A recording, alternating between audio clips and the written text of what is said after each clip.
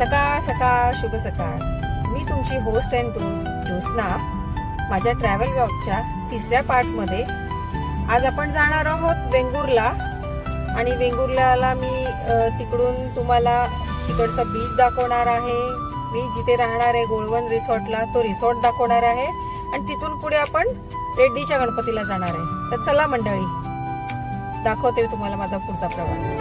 मंडळी, आता आपण आलो आहोत गोळवन बीच रिसॉर्टला. बघा रिसॉर्ट केवढं मोठं आहे.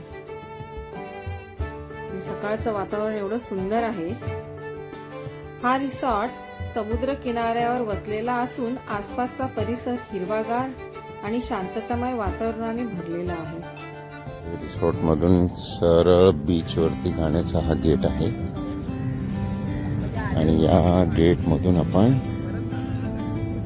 बीच वरती आलेलो आहे. वाह! ही रेडी गणपती मंदिराची स्थापना एक अद्भुत घटनेनंतर झाली. 18 एप्रिल 1976 रोजी ट्रक चालक सदानंद कांबळी यांना स्वप्नात गणपतीने दर्शन दिलं आणि एका विशिष्ट ठिकाणी खोदण्याचा आदेश दिला. त्यांनी स्थानिक कामगारांच्या मदतीने त्या ठिकाणी खोदकाम केलं आणि आश्चर्यकारकपणे एक सुंदर गणपतीची मूर्ती तिथे सापडली. ही मूर्ती सुमारे 6 फूट उंच आणि 4 फूट रुंद आहे. विशेष म्हणजे ही मूर्ती द्विभुज म्हणजे 2 हाताची आहे, जे सामान्यतः चतुर्भुज हातांची गणपतीची मूर्ती असते. ती आवडली असेल तर कृपया व्हिडिओला लाईक करा, शेअर करा आणि माझ्या चॅनलला सबस्क्राईब करायला विसरू नका.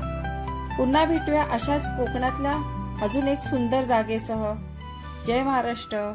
बाय.